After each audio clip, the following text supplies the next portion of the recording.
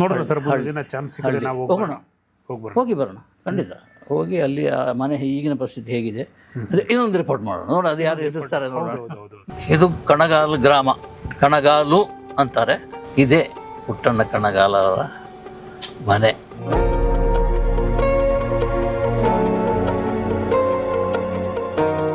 ಅವರು ಇದ್ದಾಗ ಕನ್ನಡ ಚಿತ್ರರಂಗನ ಎಲ್ಲಿಗೋ ತೊಗೊಂಡು ಹೋದರು. ಅವರು ಎಲ್ಲೂ ಹೊರದೇಶಕ್ಕೆ ಹೋಗಬೇಕಾಗಿಲ್ಲ, ಕಾಶ್ಮೀರಕ್ಕೆ ಹೋಗಬೇಕಾಗಿಲ್ಲ, ಎಲ್ಲ ನನ್ನ ಕರ್ನಾಟಕದಲ್ಲೇ ಇದೆ. ಎಲ್ಲ ಬಿದ್ದೋಗಿದೆ, ಮನೆ ಸಂಪೂರ್ಣ ಹಾಳಾಗಿದೆ. ಇವರು ಬಹಳ ಕಡು ಬಡತನದಲ್ಲಿ ಬಂದವರು. ಇದು ಪುಟ್ಟಣ್ಣ ಅವರು ಹುಟ್ಟಿ ಬೆಳೆದ ಮನೆ. ಆವತ್ತಿನ ಕಾಲದಲ್ಲಿ ರಾಜ್ಕುಮಾರ್ ಬಿಟ್ಟರೆ ಬೇರೆ ಯಾವ ನಟರು ಬಂದಿರಲಿಲ್ಲ. ಇದೇ ಬಾಕಿ ವಿಚಾರಗಳಾದ್ರೆ ಇವತ್ತು ಎಲ್ಲ ಅವರಿಂದ ಮೇಲ್ಗಡೆಗೆ ಹೋದಂಥ ಫಿಲಮ್ ಆಕ್ಟರ್ಗಳು ಎಲ್ಲರೂ ಸಹಿತ ಬರೀ ಅವರ ಒಂದು ಮನಸ್ಸು ತೃಪ್ತಿಗಾದ್ರೂ ಬಂದು ಇಲ್ಲಿ ನೋಡ್ಕೊಂಡು ಅವ್ರ ಪರಿಸ್ಥಿತಿ ಏನಾಗಿದೆ, ಅವ್ರ ಮನೆ ಏನಾಗಿದೆ, ಅವ್ರ ಫ್ಯಾಮಿಲಿ ಏನಾಗಿದೆ, ಅವ್ರು ಯಾವ ಬಡಸ್ತನದಲ್ಲಿ ಅವರೇ ಅಂತ ಒಬ್ಬರು ನೋಡಲಿಲ್ಲ. ಇದೆರಡು ಫೋಟೋಗಳು, ಒಂದು ಅಪ್ಪ ಅಮ್ಮಂದು, ಇದು ದೊಡ್ಡಮ್ಮ. ಅಯ್ಯೋ, ಚಿತ್ರಬ್ರಹ್ಮ. ಹಾಂ ಸರ್, ಚಿತ್ರಬ್ರಹ್ಮನ ಮನೆ ಇದು ಯಾವ ಅವಸ್ಥೆಯಲ್ಲಿ ಇದೆ. ನಿರ್ದೇಶಕರು, ನಟರು ಎಲ್ಲರೂ ಬಂದಿದ್ದಾರೆ, ಈ ಮನೆ ನೋಡ್ತಾರೆ. ಇವತ್ತು ಏನು ಬಂದಿದ್ದಾರೆ, ಇದು ಹಾಗೆ ಒಂದು 25 ಜನ ಟಿ ವಿಯವ್ರು ಬಂದಿದ್ದಾರೆ, ಕರ್ನಾಟಕ ರಕ್ಷಣಾ ವೇದಿಕೆಯವ್ರು ಬಂದಿದ್ದಾರೆ. ಈ ಮನೇನ ಎಲ್ಲಿಗೋ ನಿಲ್ಲಿಸ್ತೀವಿ ಅಂತ ಹೇಳ್ತಾರೆ, ಏನೂ ಮಾಡೋದಿಲ್ಲ.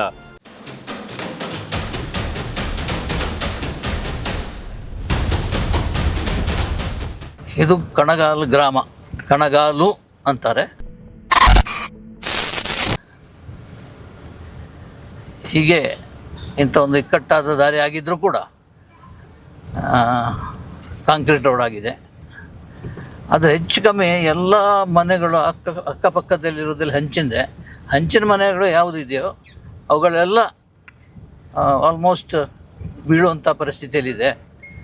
ಕೆಲವರು ಅದೇ ಹಂಚಿನ ಮನೆಗೆ ಒಂದು ವ್ಯವಸ್ಥೆ ಮಾಡಿಕೊಂಡು ಕಾಂಕ್ರೀಟ್ ಮನೆ ಮಾಡಿದ್ದಾರೆ. ಕೆಲವರು ಸೀಟ್ ಹಾಕಿದ್ದಾರೆ. ಇಲ್ಲೇ ಲೆಫ್ಟ್ ತಿರುಗಿ ಹೋಗ್ತೀವಿ ನಾವು. ಹೋದಾಗ ದೇವಸ್ಥಾನ ಕಾಣುತ್ತೆ, ಆಂಜನೇಯ ದೇವಸ್ಥಾನ. ಇಲ್ಲಿಂದ ಮುಂದೆ ಹೋಗ್ತಾ ಇನ್ನೊಂದು ರೋಡ್ ಸಿಗುತ್ತೆ, ಇಕ್ಕಟ್ಟಾದ ರೋಡು. ಇದೊಂಥರ ಮೈಸೂರಿನ ರಸ್ತೆಗಳು ಇದೆಯಲ್ಲ ಒಳಗೆ, ಆ ಥರ ಇದೆ ರೋಡುಗಳು.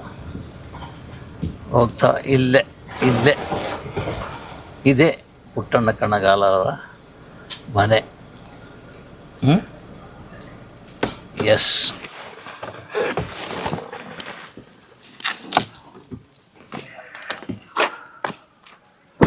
ಪ್ರಮೋದ್ ಸರ್. ನಮಸ್ತೆ ಸರ್. ನಮಸ್ತೆ. ಹೇಗಿದ್ದೀರಾ? ಫಸ್ಟ್ ಕ್ಲಾಸ್ ಆಗಿದ್ದೇನೆ. ಆದರೆ ಇದು ನೋಡ್ತಾ ಇದ್ದರೆ ಹೌದು ಸರ್, ಈ ಫಸ್ಟ್ ಕ್ಲಾಸ್ ಆಗೋದಿದೆಯಲ್ಲ, ಅದು ತುಂಬ ಹಳೆ ವರ್ಷ ಕಳೆದ. ನನಗೆ ಕಣಗಾಲ್ ಗ್ರಾಮವನ್ನು ಪರಿಚಯಿಸಿದಂಥ ಹುಡುಗ thank you sir, Pramod Kanagal ಅಂತ.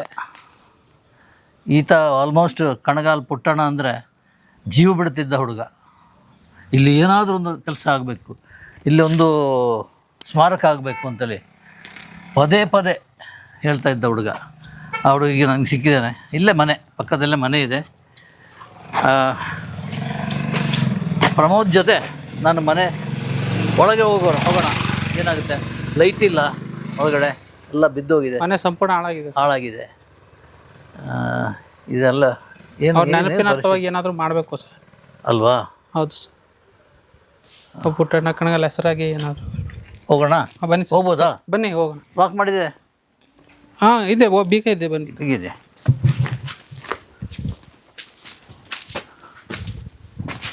ಈಗ ನೋಡಿ ಸರ್, ತುಂಬ. ಇದ್ಯಾವುದು? ಅದು ಇವರು ಅಣ್ಣ ತಮ್ಮ ಗೋಪಿಕಾ ಅಂತ, ಹಾಂ, ಅವರ ಚಿಕ್ಕಪ್ಪ ದೊಡ್ಡಪ್ಪ ಅವರ ಮನೆ. ಹೌದಾ?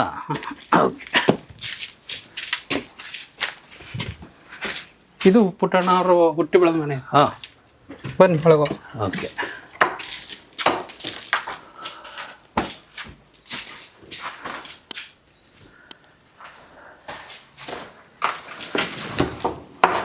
ಇದು ಮನೆ ಪರಿಸ್ಥಿತಿ ಅಂದರೆ ದುಸ್ಥಿತಿ.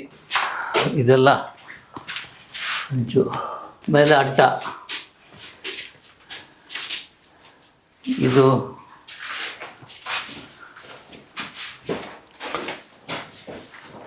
ಇದೆರಡು ಫೋಟೋಗಳು, ಒಂದು ಅಪ್ಪ ಅಮ್ಮಂದು. ಹಾಂ,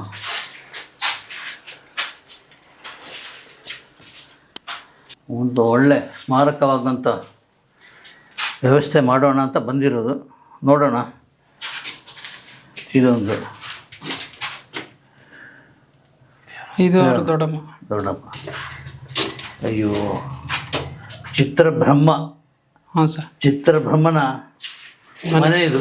ಯಾವ ಅವಸ್ಥೆಯಲ್ಲಿದೆ? ಒಂದು ಫ್ಯಾನ್ ಇದೆ.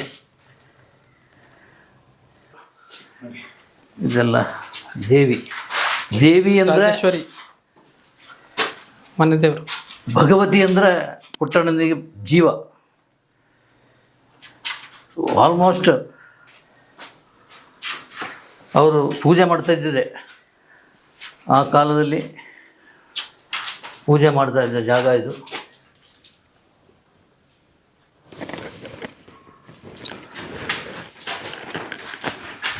ಅಡುಗೆ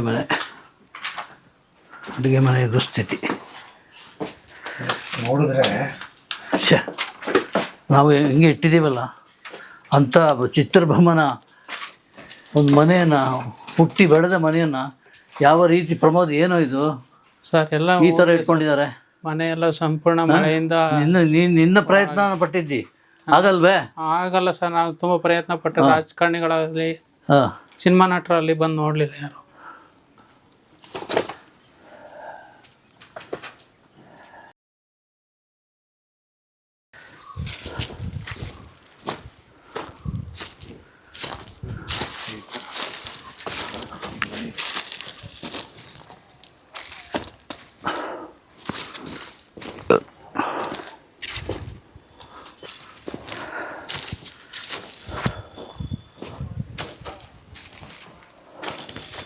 ಇದಿಷ್ಟು ಅಲ್ಲೇ ಜಾಗನ? ಇದು ಸಂಪೂರ್ಣ ಅಲ್ಲಿವರೆಗೂ ಇದೆ ಸರ್, ಬೇಲಿ ಹತ್ರ. ಹಾಂ, ಇದು ಇಲ್ಲೇ, ಇದು ಈ ಬೇಲಿ ತನಕ ಲಾಸ್ಟ್ ಇದೆ ಇದು. ಹಾಂ, ಅಲ್ಲಿ ಬಾವಿ ಒಂದಿದೆಯಲ್ಲ? ಬಾವಿ ಒಂದಿದೆ ಅಲ್ಲಿ ಆ ಕಡೆ. ನಮಸ್ಕಾರ. Ganesh Kasaragod, beyond limits. ಇದು ಕೂಡ ಒಂದು ದುರಂತ ಕತೆ. ಈ ಕಥೆಯ ಎಳೆಯನ್ನು ಹಿಡ್ಕೊಂಡು ಬಂದು ಇಲ್ಲಿ ನಾವು ಕೂತ್ಕೊಂಡಿದ್ದೀವಿ. ಇದು ಪುಟ್ಟಣ್ಣನವರ ಮನೆ, ಪುಟ್ಟಣ್ಣ ಕಣಗಾಲ್ ಅವರ ಕಣಗಾಲ್ನಲ್ಲಿರುವಂಥ ಮನೆ. ಈ ಮನೆಯ ಪಕ್ಕದಲ್ಲಿ ಚಂದ್ರಶೇಖರ್ ಅಂತ ಒಬ್ಬರು ನಮ್ಮ ಆತ್ಮೀಯರಿದ್ದಾರೆ. ಅವರು ಪುಟ್ಟಣ್ಣ ಬಗ್ಗೆ ತುಂಬ ತಿಳ್ಕೊಂಡಿದ್ದಾರೆ. ಈ ಮನೆ ಬಗ್ಗೆ ವಿವರನೂ ಗೊತ್ತು. ಇಲ್ಲಿ ಎಷ್ಟು ಜನ ಬಂದು ಶೂಟ್ ಮಾಡ್ಕೊಂಡು ಹೋದರು, ಎಷ್ಟು ಜನ ಬಂದರೆ ಏನೇನು ಮಾಡ್ಕೊಂಡು ಹೋದರು, ಎಲ್ಲ ಡೀಟೇಲ್ ಗೊತ್ತು. ಸೊ ಆ ಡೀಟೇಲ್ ಏನಿದೆಯೋ ಅದನ್ನು ಚಂದ್ರಶೇಖರ್ ಅವರ ಕೈಯಿಂದ ಹೇಳುವಂಥ ಪ್ರಯತ್ನ ಪಡ್ತೀನಿ. ಚಂದ್ರಶೇಖರ್ ಜಿ ನಮಸ್ತೆ. ನಮಸ್ಕಾರ. ಹೇಳಿ, ನಿಮಗೆ ಯಾವ ರೀತಿ ಪುಟ್ಟಣ್ಣ ಕಣಗಾಲ ಆತ್ಮೀಯರು? ಮತ್ತು ನನ್ನ ಹೆಸರು ಚಂದ್ರಶೇಖರ್.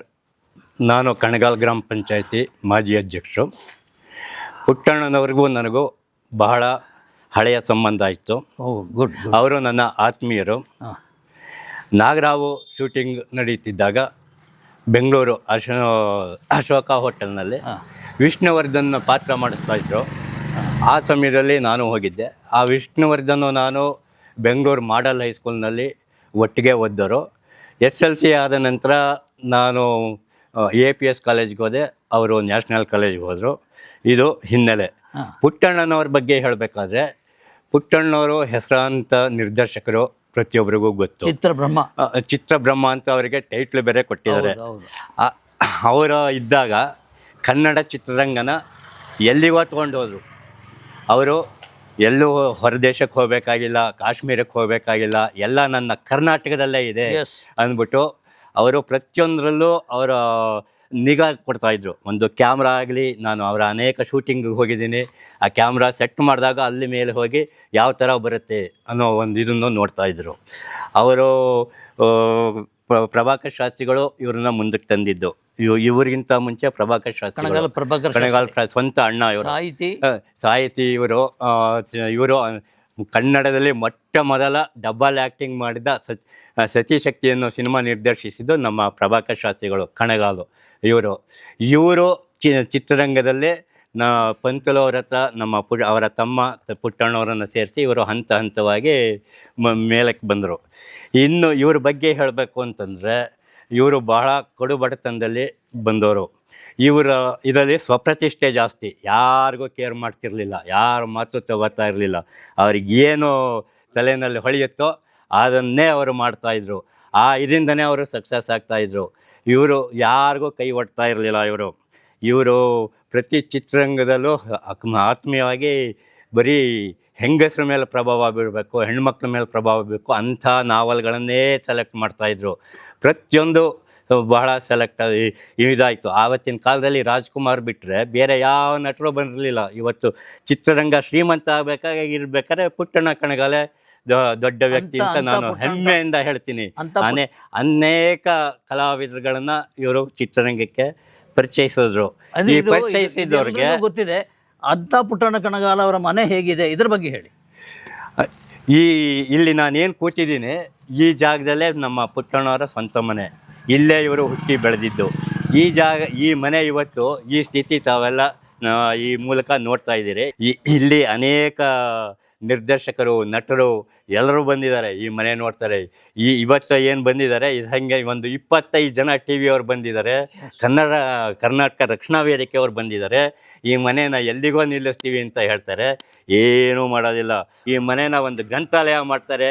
ಈ ಮೂಲಕ ನನ್ನ ಕಣಗಾಲು ಹಾಗೂ ಪುಟ್ಟಣ್ಣವರ ಅಭಿಮಾನಿಯಾಗಿ ನಾನು ಕೇಳ್ಕೊತಾ ಇದ್ದೀನಿ. ನಿಮಗೆ ದೇವರು ಒಳ್ಳೆಯ ಸದ್ಬುದ್ಧಿ ಕೊಟ್ಟು ಈ ಕಾರ್ಯನ ಖಂಡಿತ ಮಾಡ್ತೀರಿ ಅಂತ ನಾನು ಈ ಮೂಲಕ, ಈ ಟಿ ವಿ ಮೂಲಕ ತಮಗೆ ತಿಳಿಸ್ಕೊಂಡು ನಾನು ಈ ಕೆಲಸ ಮಾಡಿಕೊಟ್ಟೆ ಇಡೀ ಕಣಗಾಲು ನಿಮಗೆ ಚಿರಋಣಿಯಾಗಿರುತ್ತದೆ ಅಂತ ನಾನು ಹೇಳ್ಕೊತೀನಿ. ಈ ಪುಟ್ಟಣ್ಣವರು ನಮ್ಮ ಕಣಗಾಲ್ಗೆ ಅವತ್ತಿನ ಕಷ್ಟ ಪರಿಸ್ಥಿತಿನಲ್ಲಿ ನಾನು ಅಧ್ಯಕ್ಷ ಆಗಿದ್ದಾಗ ಇವತ್ತು ಏನು ನಮ್ಮ ಕಣಗಾಲ್ನಲ್ಲಿ ಕಾಲೇಜು ನಡೀತಾ ಇದೆ, ಅದಕ್ಕೆ ಆ ಭೂಮಿ ಬಿಲ್ಡಿಂಗ್ ಮಾಡಬೇಕಾದ್ರೆ ಅವತ್ತು ನಮ್ಮ ಹತ್ರ ಫಂಡ್ಸ್ ಇರಲಿಲ್ಲ. ಅವತ್ತು ಅವರು ಒಂದು ಮೊದಲಾಗಿ ಕೈ ಎತ್ತಿ 15,000 ರೂಪಾಯಿ ಕೊಟ್ಟರು ಅವರು. ಅವತ್ತು ಆ 15,000 ತೊಗೊಂಡು ಆಮೇಲೆ ಬೇರೆಯವರ ಹತ್ರ ಚೆಂದ ತಂದ್ಬಿಟ್ಟು ಇವತ್ತು ವಿಶಾಲವಾಗಿ ಇದೆ. ಸುಮ್ಮನೆ ಪುಟ್ಟಣ್ಣ ಕಣಗಾಲ್ ಅಂತ ಹೇಳ್ತಿರಲ್ಲ, ಅದನ್ನು ಪುಟ್ಟಣ್ಣ ಕಣಗಾಲ್ ಅಂತ ನಾಮಕರಣನವರು ಮಾಡಿ ಗೆಜೆಟಲ್ಲಿ ಬರಬೇಕು, ರಾಜ್ಯಪಾಲರು ಸೈನ್ ಆಗಬೇಕು, ಅದನ್ನಾರು ಮಾಡಿ ಅಂತ ನಾನು ಈ ಮೂಲಕ ತಮ್ಮಲ್ಲಿ ಕೇಳ್ಕೊತೀನಿ. ನಮಸ್ಕಾರ. ಕಣಗಾಲ್ ಪಂಚಾಯತಿನ ಉಪಾಧ್ಯಕ್ಷರಾದಂತಹ ಉಮಾಶೆಟ್ಟಿಯವರು ನಮ್ಮ ಜೊತೆ ಇದ್ದಾರೆ. ಅವರು ಈ ಮನೆ, ಈ ಪಾಳು ಬಿದ್ದ ಮನೆ, ಪುಟ್ಟಣ್ಣ ಕಣಗಾಲ್ ಅವರ ಪಾಳು ಬಿದ್ದ ಮನೆ, ಇದು ಆಗಿಂದಲೂ ನೋಡ್ಕೊಂಡು ಬಂದವರು. ತಮ್ಮ ಪ್ರಯತ್ನವನ್ನು ಮಾಡಿದ್ದಾರೆ ಅವರು. ತುಂಬ ಜನ ನಮ್ಮ ಥರ ತುಂಬ ಜನ ಬಂದು ಇಲ್ಲಿ ಶೂಟ್ ಮಾಡ್ಕೊಂಡು ಹೋಗ್ತಾರೆ, ಮಾತಾಡಿಸ್ತಾರೆ, ಎಷ್ಟಾಗ್ತಾಯಿದೆ ಅಂತ ಹೇಳ್ತಾ ಇದ್ದವರು. ಬಟ್ ಏನು ಕೆಲಸ ಆಗಿಲ್ಲ ಅಂತ. ಇದೊಂದು ಪಾಸಿಟಿವ್ ನಂಬಿಕೆ. ನಾವು ಒಂದು ಪ್ರಯತ್ನಕ್ಕೆ ಇಳಿದಿದ್ದೀವಿ, ಇದು ಹಾಗೇ ಆಗುತ್ತೆ ಎಂಬ ನಂಬಿಕೆ. ಆ ನಂಬಿಕೆ ಜೊತೆ ಇವರು ಕೈ ಜೋಡಿಸಿದ್ದಾರೆ ಶೆಟ್ಟರು. ಸೊ ಅವರು ಏನು ಮಾತಾಡ್ತೀರಿ ಇದರ ಬಗ್ಗೆ ಒಂದು ಚುಂಚು ಮಾತಾಡಿ ಪ್ಲೀಸ್. ನಾನು ಕುಮಾರ್ ಶೆಟ್ಟಿ ಅಂತ, ಕಣಗಾಲ ಗ್ರಾಮದ ಗ್ರಾಮ ಪಂಚಾಯತಿ ಉಪಾಧ್ಯಕ್ಷ, ಹಾಲಿ ಸದಸ್ಯ. ಈ ಪುಟ್ಟಣ್ಣವ್ರ ವಿಚಾರವಾಗಿ ಎಲ್ಲ ಮಾಧ್ಯಮದವರು ಬರ್ತಾರೆ, ಎಲ್ಲ ಬಂದು ಶೂಟ್ ಮಾಡ್ತಾರೆ, ಎಲ್ಲರೂ ಕೇಳ್ಕೊತಾರೆ, ಹೋಗ್ತಾರೆ, ಏನೂ ಮಾಡೋದಿಲ್ಲ. ನಮಗೂ ಬೇಜಾರಾಗ್ಬಿಟ್ಟದೆ. ಯಾವ ಥರ ಏನು ಹೇಳಿದ್ರು ಅಯ್ಯೋ ಬರ್ತಾರೆ ಹೋಗ್ತಾರೆ ಬಿಡಿ ಅಂದ್ಬಿಟ್ಟು. ಇವತ್ತು ನೀವು ಬಂದಿದ್ದೀರಿ, ನಮ್ಮ ಕಣಗಾಲಿಗೆ ನಿಮ್ಮನ್ನ ಸ್ವಾಗತ ಕೋರ್ತೀವಿ. ಕಣಗಾಲ ಗ್ರಾಮದ ಪರವಾಗಿ ನಿಮಗೆ ಧನ್ಯವಾದಗಳು ಹೇಳಿ ಸ್ವಾಗತ ಕೋರ್ತಾಯಿದ್ದೀವಿ. ನನ್ನ ಅನಿಸಿಕೆ, ನನ್ನ ಚಿಕ್ಕ ವಯಸ್ಸಾದರೂ ಸಹಿತ ಪುಟ್ಟಣ್ಣವ್ರನ್ನ ನಾವು ಹತ್ತಿರದಲ್ಲೂ ನೋಡಿದ್ದೀವಿ. ನನ್ನ ಏನೋ ಕಲ್ಲೂರ ಅಂತ ಕರೀತಿದ್ದವರು. ನಮ್ಮ ತಂದೆ ಹೆಸರು ಕಲ್ವೀರಪ್ಪ ಅಂತ, ಅದಕ್ಕೆ ನನ್ನ ಕಲ್ವೀರ ಅಂತ ಕರೆಯೋರು. ಅದು ಹತ್ತಿರದಲ್ಲಿ ನೋಡಿದ್ದೀವಿ. ಆದರೆ ಭಾರಿ ಸರಳ ಜೀವಿಗಳು, ಬಡತನದಿಂದ ಬಂದಂಥವ್ರು. ಹಿಂದೆ ಅವರು ನಾವು ಕೇಳೋದ್ರ ಮಟ್ಟಿಗೆ ಈ ಸಿರಂಗಾಲ, ಗಡ್ನಸಳ್ಳಿಲೆಲ್ಲ ಸಹಿತ ನಾಟಕದ ಕಂಪ್ನಿಯೆಲ್ಲ ಸೀನ್ಸ್ ಎಳಿತಾ ಇದ್ದಂಥವ್ರು, ಭಾರಿ ಬಡತನದಿಂದ ಆಂಧ್ರದ ಪ್ರದೇಶದಿಂದ ಅವರು ಇಲ್ಲಿಗೆ ಬಂದಂಥವರು ಅಂತ ಪೂರ್ವಿಕರು ಹೇಳವ್ರೆ. ಅದನ್ನು ನಾವು ತಿಳ್ಕೊಂಡಿದ್ವಿ. ಅಷ್ಟೆಲ್ಲ ಮಾಡಿ ಅವರೆಲ್ಲ BR ಪಂತೂಲು ಅವರು ಇವ್ರ ಹತ್ರ ಎಲ್ಲ ಹೋಗಿ ಕಾರು ಒರೆಸಿ ಎಲ್ಲ ಮಾಡಿ ಏನೋ ಒಂದು ಇದಾಗಿ ಅವ್ರ ಅದೃಷ್ಟಕ್ಕೆ ಕ್ಲಿಕ್ಕಾಗಿ ಒಂದು ಫಿಲಮ್ ಡೈರೆಕ್ಟರ್ ಅದು ನಮಗೂ ಹೆಮ್ಮೆ ಆಯಿತು. ಹೆಸರಾಂತ ಅವರಾದರು. ಇದೇ ಬಾಕಿ ವಿಚಾರಗಳಾದ್ರೆ ಇವತ್ತು ಎಲ್ಲ ಅವರಿಂದ ಮೇಲ್ಗಡೆಗೆ ಹೋದಂಥ ಫಿಲಮ್ ಆಕ್ಟರ್ಗಳು ಎಲ್ಲರೂ ಸಹಿತ ಬರೀ ಅವರ ಒಂದು ಮನಸ್ಸು ತೃಪ್ತಿಗಾದ್ರೂ ಬಂದು ಇಲ್ಲಿ ನೋಡ್ಕೊಂಡು ಅವ್ರ ಪರಿಸ್ಥಿತಿ ಏನಾಗಿದೆ, ಅವ್ರ ಮನೆ ಏನಾಗಿದೆ, ಅವ್ರ ಫ್ಯಾಮಿಲಿ ಏನಾಗಿದೆ, ಅವ್ರು ಯಾವ ಬಡಸ್ತನದಲ್ಲಿ ಅವರೇ ಅಂತ ಒಬ್ಬರು ನೋಡಲಿಲ್ಲ. ಇವತ್ತು ಅವರಿಂದ ಬೆಳೆದಂಥವ್ರು ಒಬ್ಬರು ಯಾರು ಬಂದು ತಿರುಗಿ ನೋಡಿ ಇಲ್ಲಿ ನಡಿ ನಮ್ಮ ಅವರಿಂದ ಬೆಳೆದಿದ್ದೀವಿ, ಅವರಿಂದ ಅನ್ನ ತಿಂದಿದ್ದೀವಿ, ನಾವು ಈ ಪುಟ್ಟಣ್ಣವ್ರ ಮನೆ ನೋಡಬೇಕು, ಅವ್ರದ್ದು ಇಂಪ್ರೂವ್ ಮಾಡಬೇಕು ಅಂತ ಯಾವ ಇಂಡಸ್ಟ್ರಿಯವರೇ ಆಗಲಿ, ಯಾವ ಫಿಲಮ್ ಬರೀ ಹೆಸರಿಗೆ ಹೇಳ್ಕೊತಾರೆ. ಅಲ್ಲಿ ಹೋಗ್ತಾರೆ ಬೆಂಗಳೂರಿನಲ್ಲಿ ಪುಟ್ಟಣ್ಣವರ ಇದು ಹುಟ್ಟದ ಹಬ್ಬ ಅಂದ್ಬಿಟ್ಟು ಆಚರಣೆ ಮಾಡ್ತಾರೆ. ಸುಮ್ಕೆ ಕಣಗಾಲ್ನವ್ರು ಯಾರನ್ನೂ ಕರೆಯೋದಿಲ್ಲ. ಕಣಗಾಲರಿಲ್ಲ ಪಾಪ ಅವ್ರ ಹೆಂಗಸ್ರಿ ನಾಗಲಕ್ಷ್ಮಿ ಅವ್ರನ್ನೂ ಕರೆಯೋದಿಲ್ಲ. ಸುಮ್ಮನೆ ನೆಪ ಮಾತ್ರಕ್ಕೆ ಏನೋ ಒಬ್ಬ ಬಾಡಿಗೆ ಗಿಡಿಗೆ ಬರೋ ಹೊತ್ತಿಗೆ ಒಬ್ಬ ಏನೋ ಜೀವನ ಮಾಡ್ಕೊಂಡೇನೋ ಕಳೀತಾ. ಅದು ರಾಮಕೃಷ್ಣ ಹೆಗಡೆಯವರು ಏನೋ ಅವ್ರು ತೀರೋದಾಗ ಒಂದು ಸೈಟ್ ಕೊಟ್ಟರು ಅವ್ರಿಗೆ ಫ್ರೀಯಾಗಿ, ಅವ್ರ ಹೆಸರು ಹೇಳಿ ಕೊಟ್ಟರು. ಇವತ್ತು ನಮ್ಮ ಮುಖ್ಯಮಂತ್ರಿ ಅವರು ಸಿದ್ದರಾಮಯ್ಯನವರು ಅಸೆಂಬ್ಲಿಲಿ ನಾವು ದುಡ್ಡು ತೆಗೆದು ನಾವು ಮಾಡಿಕೊಡ್ತೀವಿ ಅಂತಲೂ ಅದೊಂದು ಘೋಷಣೆ ಮಾಡಿದ್ರು. ಅದನ್ನಾರು ದಯವಿಟ್ಟು ಮಾಡಿ ನಮ್ಮ ಪಿರಿಯಾಪಟ್ಟಣ ತಾಲೂಕಿನ ನಮ್ಮ ಮಂತ್ರಿಗಳಾದ ವೆಂಕಟೇಶ್ ಅಣ್ಣನಿಗೂ ನಾವು ಇದೇ ಮುಖಾಂತರ ಹೇಳ್ತೀವಿ, ನೀವಾರು ಈ ಸರಿ ಅಸೆಂಬ್ಲಿಲಿ ಅವ್ರಿಗೆ ಒಂದು ಪ್ರೆಸರ್ ಹಾಕಿ ಈ ಪುಟ್ಟಣ್ಣವ್ರದ್ದು ಒಂದು ಸ್ಮಾರಕ ಮಾಡಿದ್ರೆ ನಿಮ್ಮ ಹೆಸರು ಚಿರಾಗಿ ಇರ್ತದೆ, ನಮ್ಮ ಮಂತ್ರಿಗಳದ್ದು ಮುಖ್ಯಮಂತ್ರಿಗಳದ್ದು ಇರ್ತದೆ. ಇದೊಂದು ದಯವಿಟ್ಟು ನಮ್ಮ ಗ್ರಾಮದ ಪರವಾಗಿ ಇದನ್ನು ಕೇಳಬೇಕು ಅಂತ ನಾನು ಈ ನಮ್ಮ ಸಚಿವರನ್ನ ನಾನು ಇದರಲ್ಲಿ ಮಾಧ್ಯಮದ ಮುಖಾಂತರ ಅವ್ರನ್ನ ಬೇಡಿಕೆ ಇಡ್ತಾ ಇದ್ದೀನಿ. ದಯಮಾಡಿ ಈ ಇಂಡಸ್ಟ್ರಿಯಲ್ನವರು ಬೇರೆಯವ್ರಿಗೆ ಅನ್ಯಾಯ ಮಾಡೋದು ಬಿಟ್ಟು ಇಂಥ ಒಳ್ಳೆ ಕೆಲಸ ಮಾಡಿ ನಿಮ್ಮ ಮಕ್ಕಳಿಗೆ ನಿಮಗೆ ಎಲ್ಲಕ್ಕೂ ಒಳ್ಳೆಯದಾಗ್ತದೆ ಅಂತ ಇಷ್ಟು ಹೇಳಿ ನನಗೆ ಅವಕಾಶ ಕೊಟ್ಟಂಥ ನಮ್ಮ ಮಾಧ್ಯಮ ಮಿತ್ರರಿಗೂ ನನ್ನ ಕಣಗಾಲ ಗ್ರಾಮದ ಪರವಾಗಿ ನಾನು ವಂದಿಸುತ್ತಾ ಈ ಮಾತು ಮುಗಿಸ್ತಾ ಇದ್ದೀನಿ. ಜೈ ಹಿಂದ್, ಜೈ Karnataka. Thank you sir, thank you. ತುಂಬ ಚೆನ್ನಾಗಿ ಮಾತಾಡಿದೆ. ಇದೊಂದು ಅಚಾನಕ ಸಂದರ್ಭ.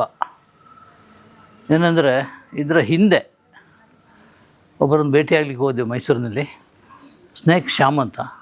ಅಲ್ಲೊಂದು ಪುಟ್ಟ ದೇವಸ್ಥಾನ, ಶಾಯಿ ಮಂದಿರ. ಅಲ್ಲಿ ಈ ಗಂಧದ ಬೊಟ್ಟನ್ನು ಇಟ್ಟಿದ್ದರು. ನನಗೆ ಪಕ್ಕನೇ ಪುಟ್ಟಣ್ಣ ನೆನಪಾದರು. ಈಗಲೂ ನಾನು ಅದನ್ನು ತೆಗಿಲ್ಲ, ಅದನ್ನೇ ಇಟ್ಕೊಂಡು ಬಂದೀನಿ.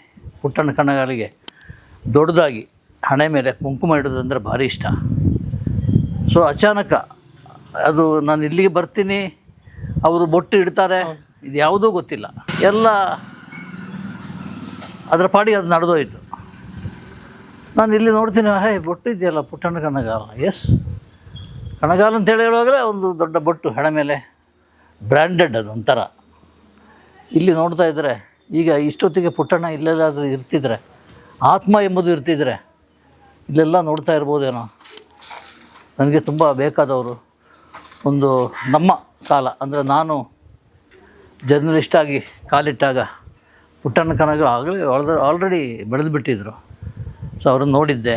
ಜಯನಗರದ ಅವರ ಮನೆ, ಅಲ್ಲಿ ಲೈಬ್ರರಿ, ಆಮೇಲೆ ಬೆಳ್ಳಿ ತೆರೆ ಅಂತೇಳಿ ಆರತಿ ಮನೆ, ಆರತಿಯವರ ಮನೆ.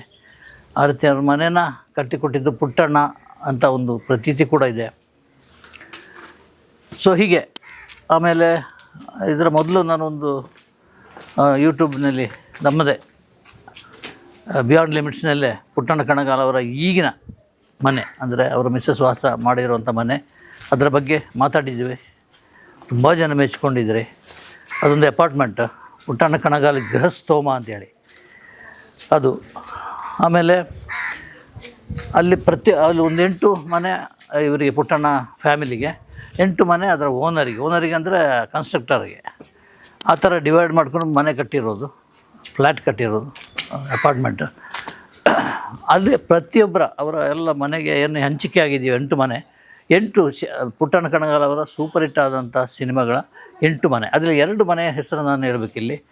ಒಂದು ಕರುಳಿನ ಕರೆ ಅಂತೇಳಿ, ಅದು ನಾಗಲಕ್ಷ್ಮಮ್ಮವರ ಮನೆ, ಅಂದರೆ ಪುಟ್ಟಣ್ಣ ಕಣಗಾಲ ಅವರ ಶ್ರೀಮತಿಯವರ ಮನೆ ಅದು. ಆಮೇಲೆ ಉಪಾಸನೆ, ನಮ್ಮ ರಾಮು ಕಣಗಾಲ ಅವರ ಮನೆ ಹೆಸರು. ಹೀಗೆ ಬೆಳ್ಳಿ ಮೋಡ ಅವರ ಸಿನಿಮಾ ಏನಿದೆಯೋ ಅದರ ಹೆಸರನ್ನೆಲ್ಲ ಇಟ್ಟಿದ್ದಾರೆ. ಮನೆಗೆ ಹೆಸರು ಇಡ್ತಾರಲ್ಲ, ಅದು ಪುಟ್ಟಣ್ಣ ಕಣಗಾಲ ಅವರ ಸಿನಿಮಾದ ಹೆಸರು. ಈಗ ನಾವು ಇಲ್ಲಿ ಬಂದು ಇಲ್ಲಿ ಕೂತ್ಕೊಂಡಿದ್ದೀವಿ. ಏನೋ ಒಂದು ಪವಾಡ ನಡಿಬೋದು ಅಂತ ಒಂದು ನಿರೀಕ್ಷೆ. ಪುಟ್ಟಣ್ಣ ಕಣಗಾಲ ಅವರ ಈ ಹಳೆ ಮನೆ, ಬಿದ್ದು ಹೋದ ಮನೆ, ಯಾವ ಗಳಿಗೆಯಲ್ಲಿ ಪೂರ್ತಿಯಾಗಿ ಬಿದ್ದು ಹೋಗುತ್ತಾ ಅಂತ ಹೇಳಲಿಕ್ಕಾಗಲ್ಲ. ಬಿದ್ದು ಹೋಗಿದೆ ಆಲ್ರೆಡಿ.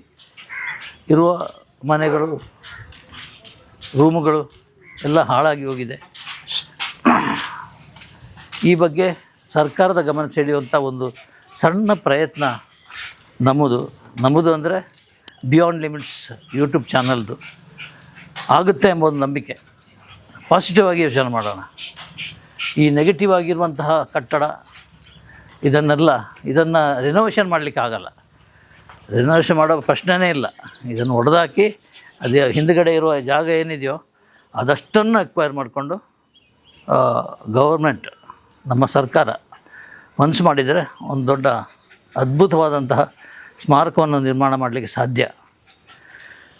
ಸೊ ನಾವು ನಿಮಗೆ ಇದರ ಎಲ್ಲ ವಿವರಗಳನ್ನು ಆಮೇಲೆ ತಿಳಿಸೋದಿದೆ.